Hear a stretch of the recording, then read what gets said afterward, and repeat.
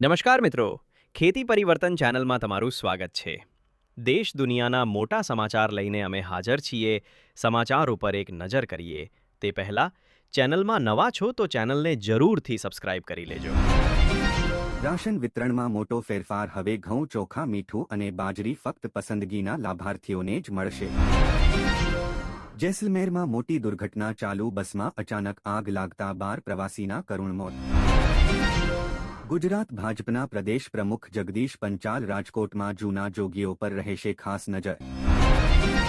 શિયાળાની શરૂઆતમાં અમદાવાદના ઘણા વિસ્તારોમાં પ્રદૂષણ વધ્યું. સ્થાનિકોની હાલત ચિંતાજનક.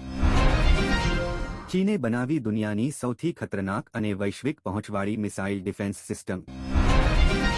ઇઝરાયેલે ગાઝામાં 13 પરમાણુ બોમ્બની અસર જેટલા વિસ્ફોટકો ફેંક્યા. કાટમાળ દૂર કરવામાં 15 વર્ષ લાગશે. આ વર્ષે શિયાળો 110 વર્ષનો રેકોર્ડ તોડશે. તાપમાન -15 ડિગ્રી સુધી જવાની શક્યતા. અરબ સાગરમાં ફરી ચક્રવાતની શક્યતા. માવઠું અને ઠંડીને લઈને 19 તારીખ સુધી વરસાદની આગાહી.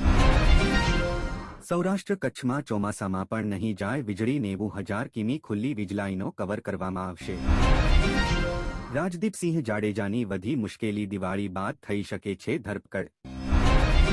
ગુજરાતમાં દિવાળી પહેલા રાજકીય ધડાકાના એંધાણ. મંત્રીમંડળમાં દિગ્ગજ નેતાઓના નામની ચર્ચા. ગુજરાતના પ્રસિદ્ધ જૈન તીર્થ ક્ષેત્ર મહુડી જવું સરળ બન્યું. 4 લેન માર્ગનું લોકાર્પણ કરાયું.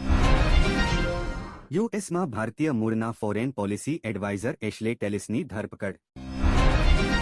ચીન સાથેના રેર મિનરલ્સના તણાવો મામલે અમેરિકાએ માગ્યો ભારતનો સહકાર. અમેરિકામાં આર્થિક સંકટ ઘેરાયું. શટડાઉન લાંબુ ચાલે તેવી શક્યતા.